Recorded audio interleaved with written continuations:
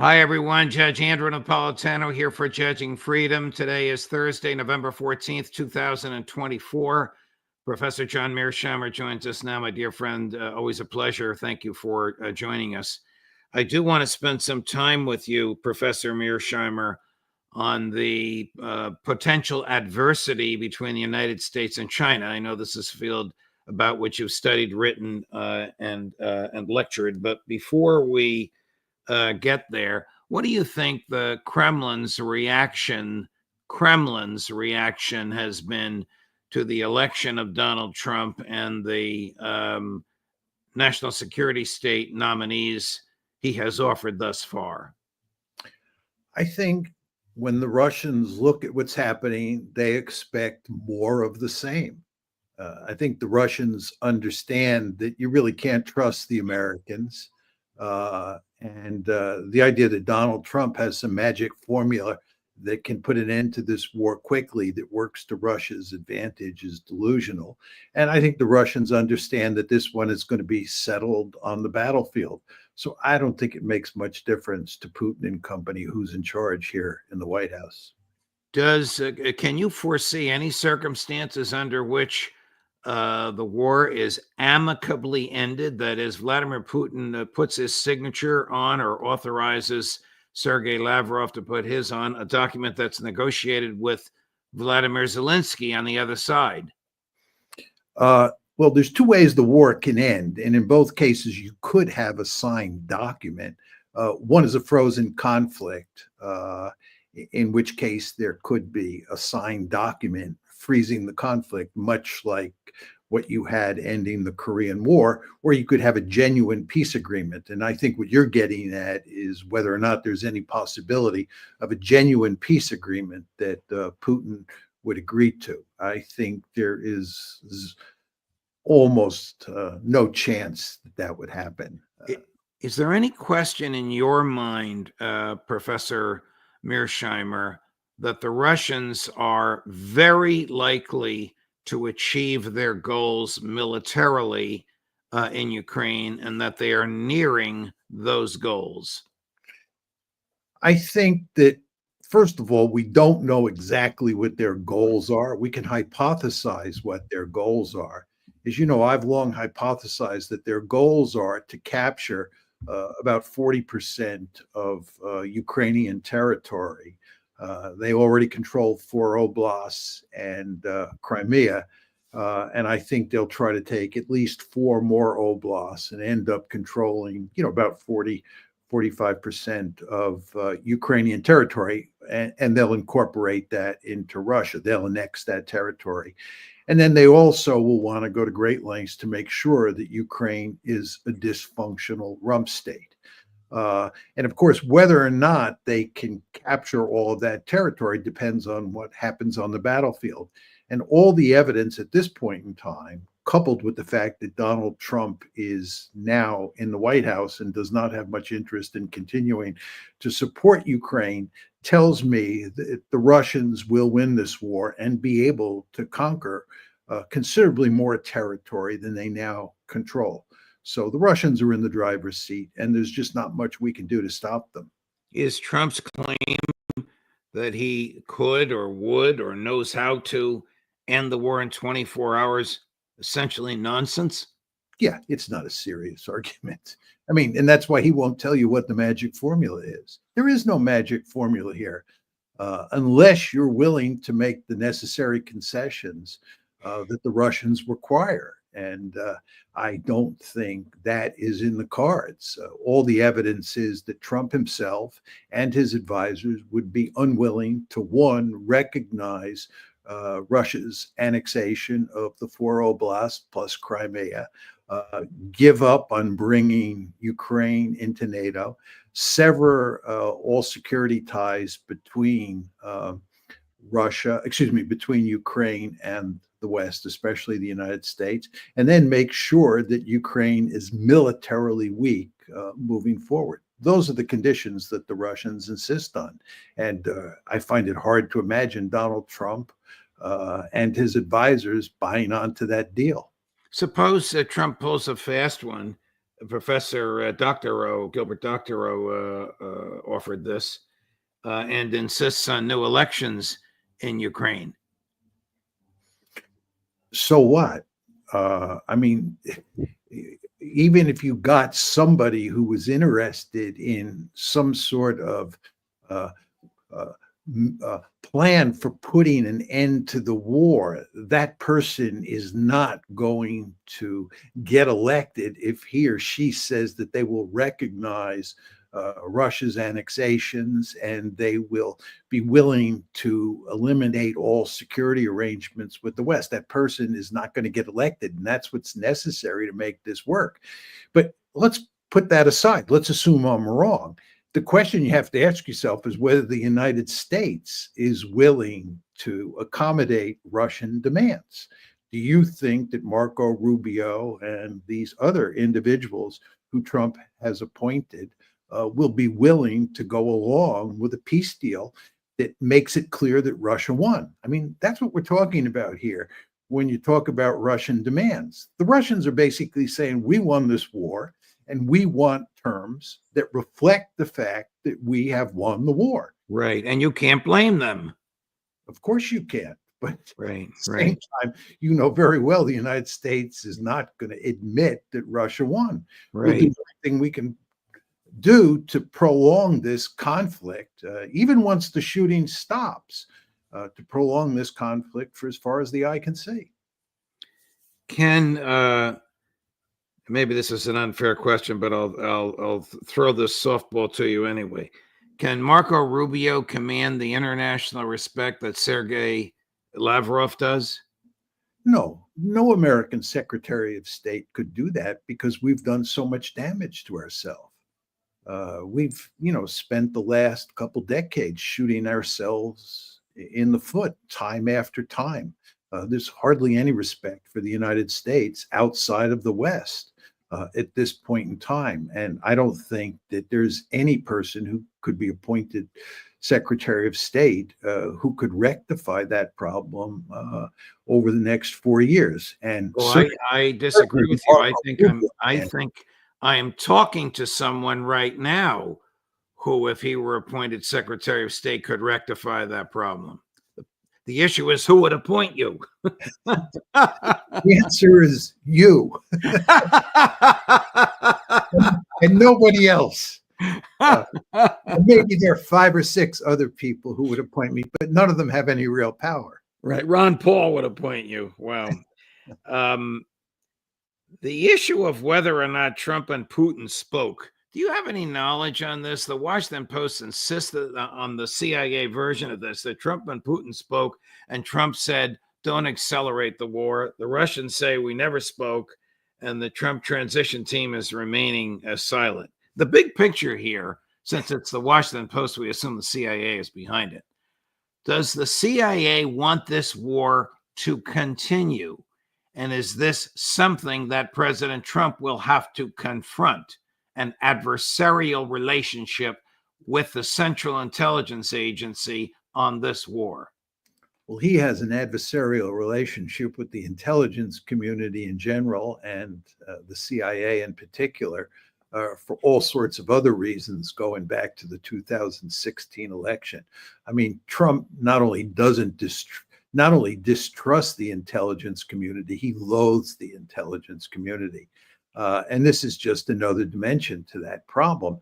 I think it's quite clear that the CIA and all of the institutions in the deep state are committed to preventing a Russian victory.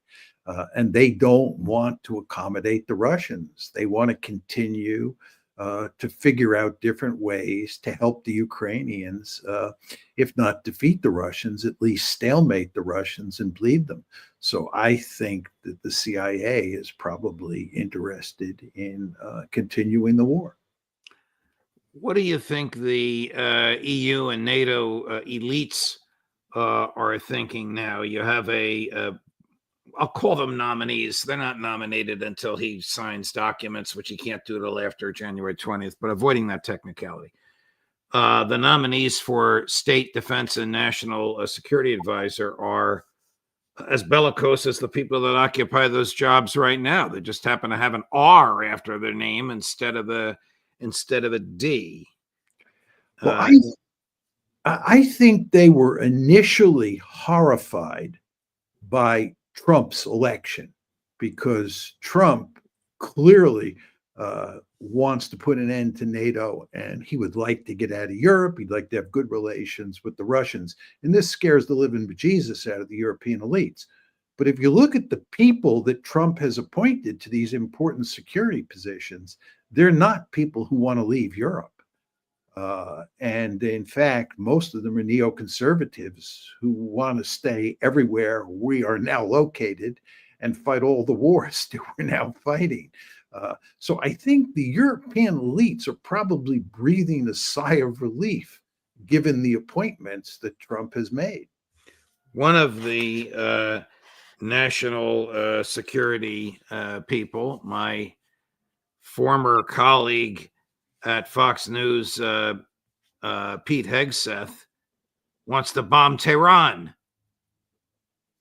I mean, should the secretary, admittedly said this as a host or a co-host on Fox and Friends, he didn't say it as the nominee, but shouldn't the Secretary of Defense, should he be an enabler to a bellicose president, or should he warn a bellicose president? You really want to consider what will happen if we start destroying the Tehran airport? You think Vladimir Putin is going to sit back and let that happen? Shouldn't that be the conversation rather than, yes, sir, when do you want it done?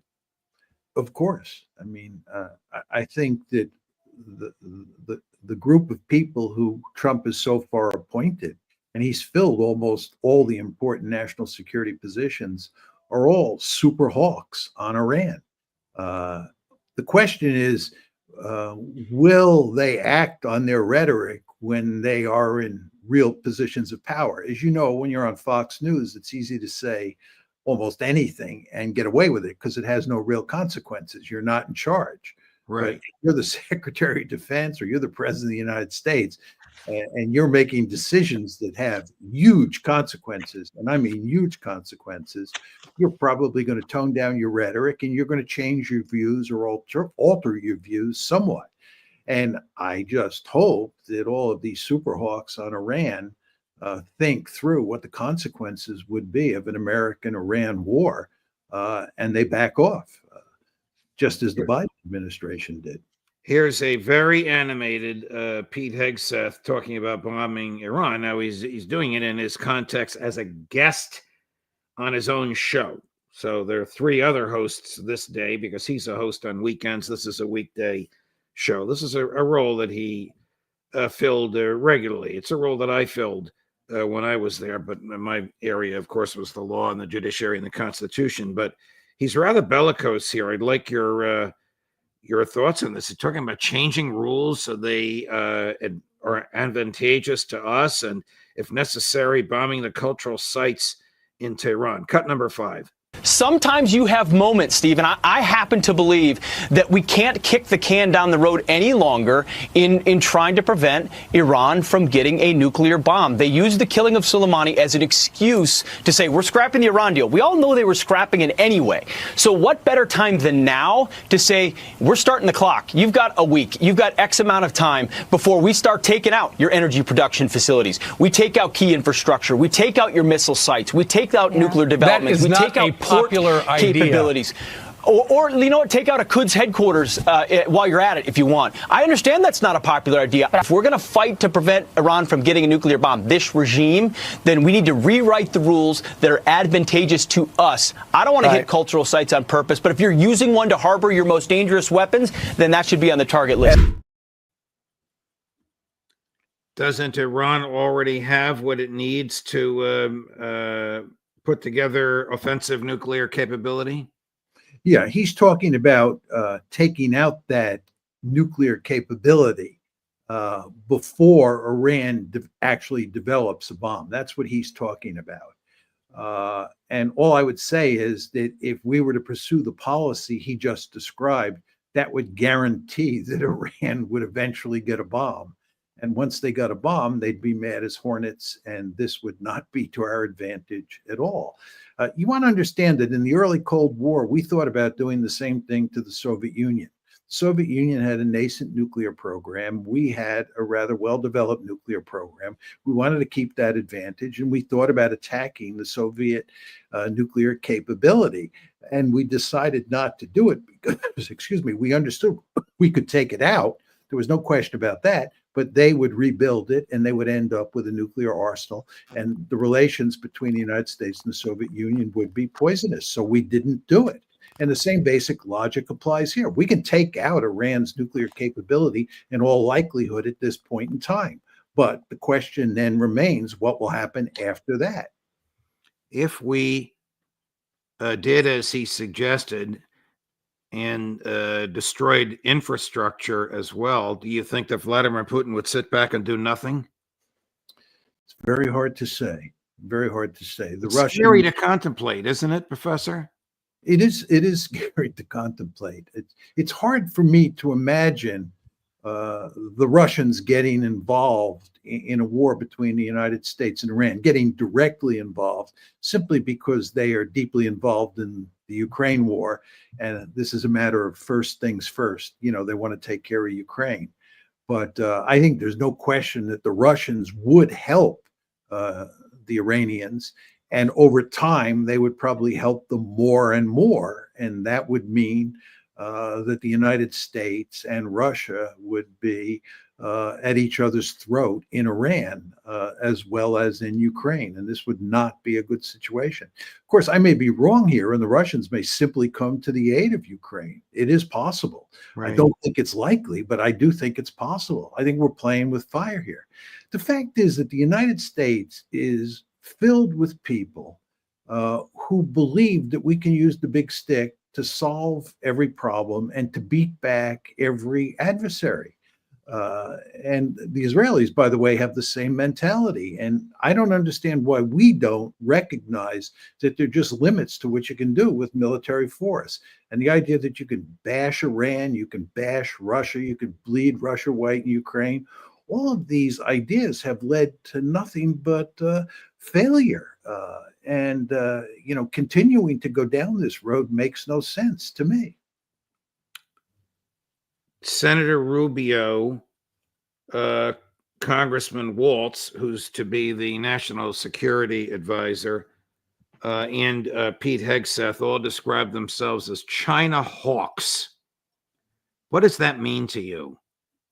Well, that means that they are deeply committed to not simply containing China, but to pursuing a rollback strategy. Oh. They want to pursue a very aggressive strategy towards China, which both militarily and economically is designed to weaken China, to do to China what we did to the Soviet Union. You want to remember that by 1989, the Cold War was over, and then in December 1991, the Soviet Union disappeared from the planet. It broke apart. And we considered that a great victory. And what these China hawks would like to do is they'd like to do the same thing to China. They'd like to wreck China. They're not just interested in containment. Somebody like me is interested in containment. I want to contain Chinese power, make sure that they don't dominate East Asia the way we dominate the Western Hemisphere. But I think we have to be very prudent in our containment policy, and we have to avoid pursuing a rollback policy, because there's great potential if you pursue rollback that you'll end up in a shooting war with the Chinese. And this is something we don't want. But these people, again, this gets back to my point about big stick diplomacy. They almost welcome a fight with China. They just think we'll pulverize the Chinese. We're Godzilla, they're Bambi. And this is their view with regard to Iran. It's the view they have with regard to Hezbollah and Hamas. And I could go on and on. It's just the way they think about the world. And it's a fundamentally flawed view. I mean, can the United States militarily bring about the breakup of China without adversely affecting the mainland of the United States? No, But you want to remember, we didn't use military force to break apart the Soviet Union. The argument that they would make is that an aggressive containment policy or an aggressive rollback policy was one that put the Soviets at a great disadvantage. They just couldn't keep up with us, especially when we began to develop sophisticated technologies like Star Wars. And the end result is they had to quit the Cold War, and then the Soviet Union fell apart. So the idea here is that we can put so much pressure on China, we can get so tough with China that we can basically cause it to lose the competition and hopefully eventually run into huge political problems on the home front that lead to a great weakening of China. And once again, we'll be back to unipolarity. We'll be in the driver's seat. I think this is their basic. Does that theory make any sense to you? I'm pretty sure you're going to say no, but no, it's remarkably foolish. Look, you should understand that the United States has had the Midas touch in reverse for a long time now. right.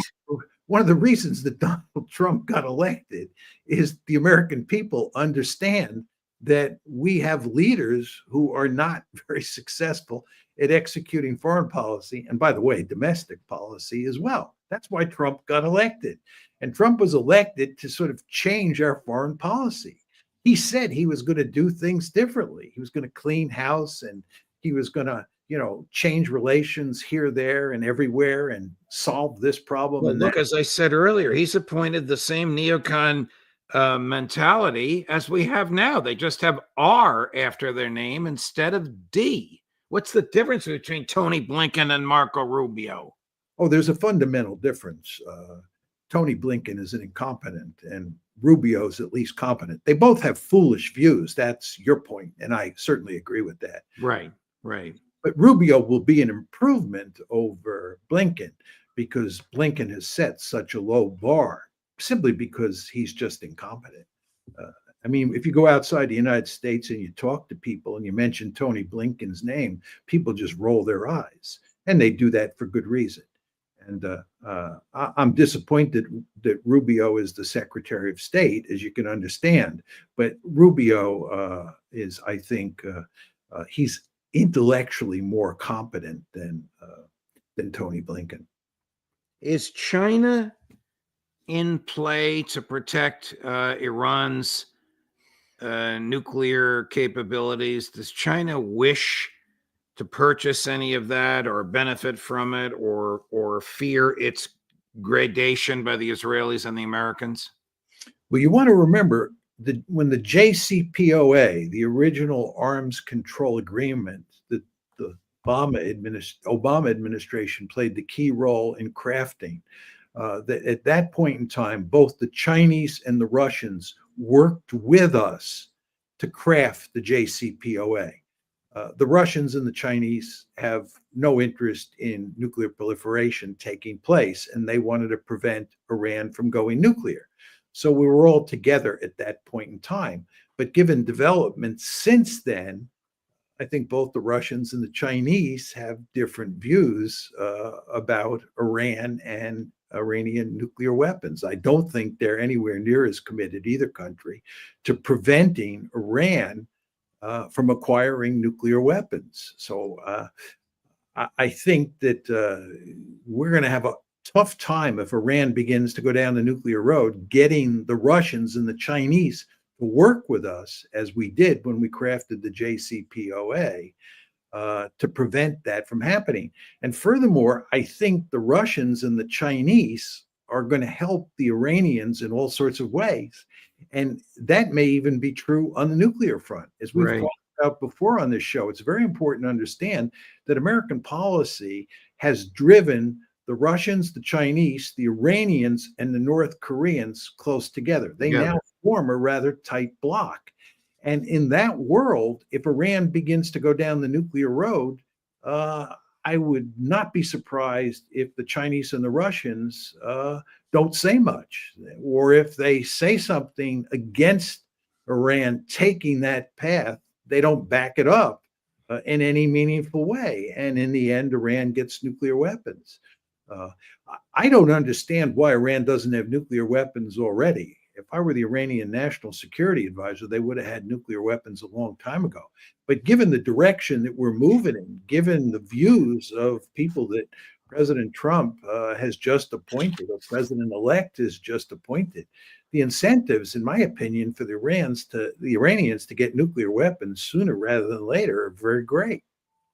Here's one of Donald Trump's former national security advisors with whom he had a famous and public dispute, John Bolton, also an alumnus of Fox News, but also the former acting U.S. ambassador to the United Nations, rambling on about the Iranians and Tulsi Gabbard and Trump's appointees. I'll be interested to hear your thoughts. Cut number 9. I think that Tulsi Gabbard's nomination to be Director of National Intelligence, when I first heard that today, my immediate reaction was hilarious.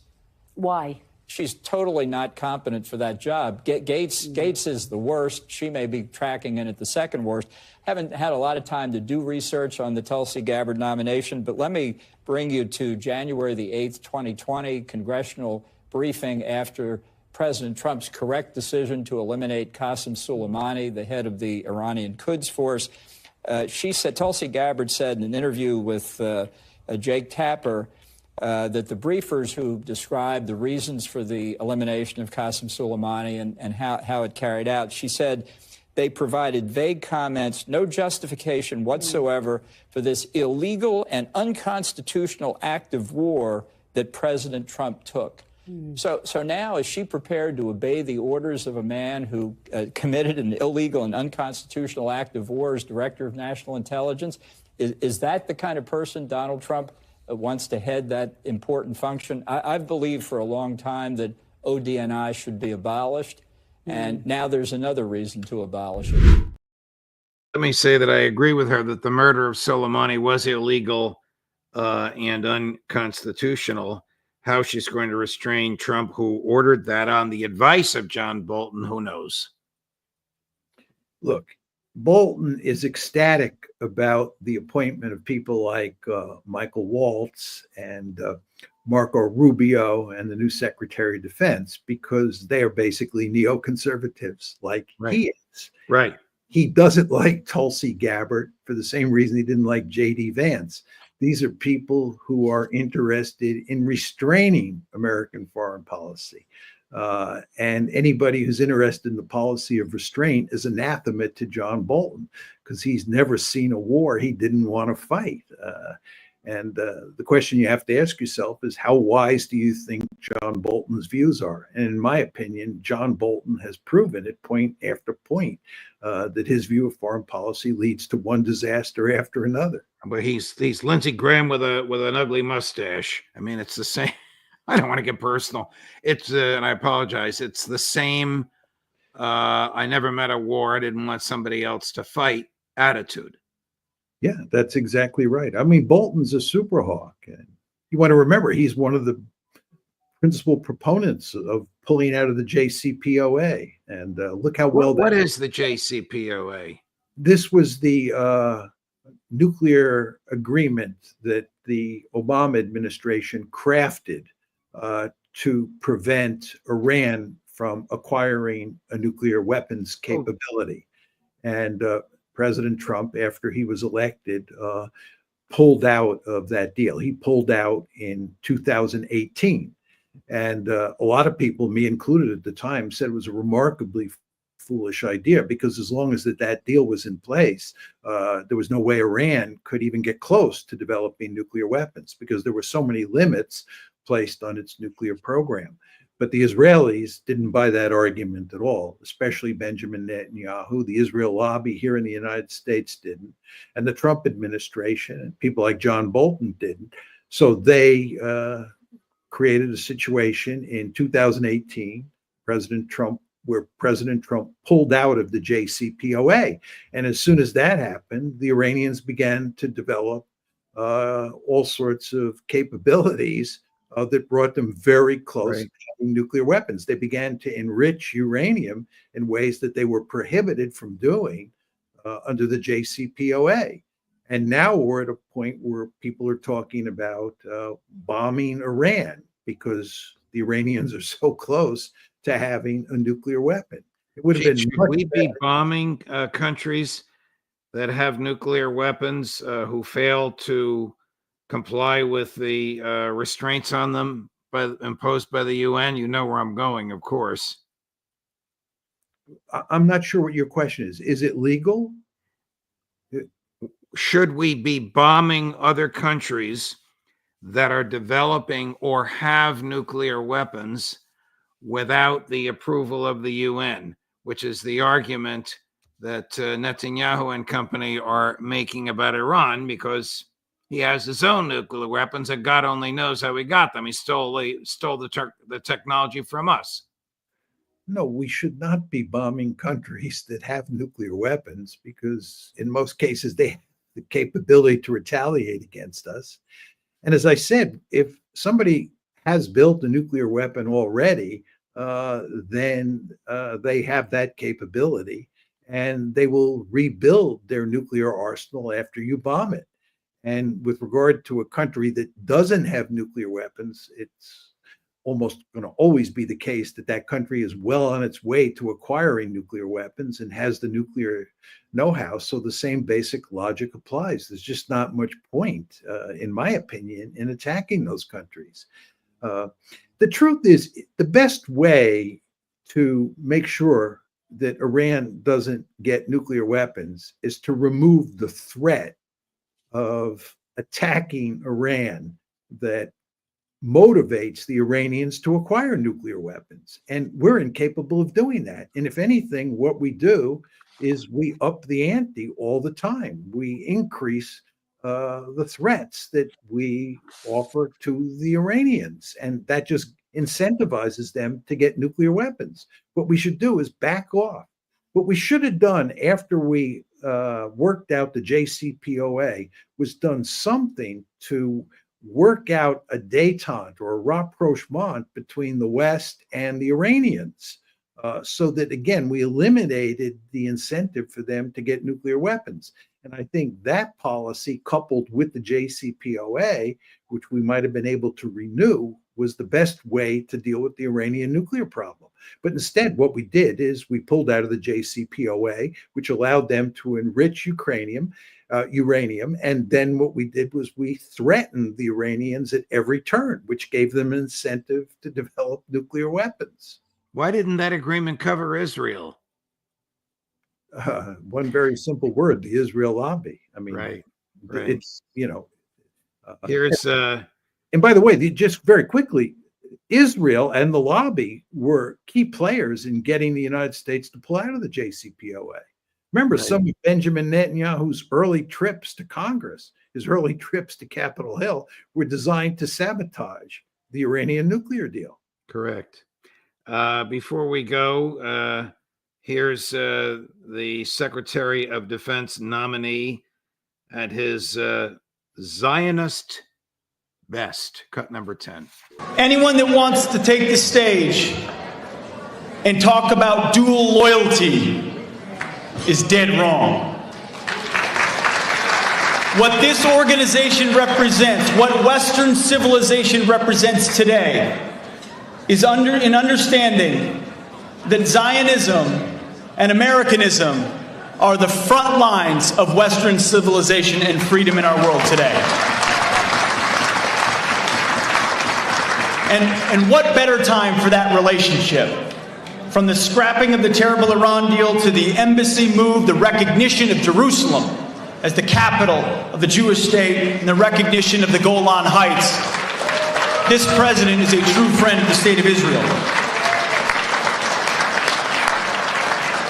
It is an eternal bond, an unbreakable bond that represents faith and freedom and fidelity to historic, religious, and cultural traditions, the opposite of secularism and Islamism and anti-Semitism. That is an earful. He's obviously talking about the JCPOA when he's condemning the agreement. I wonder if he even knows what he's talking about.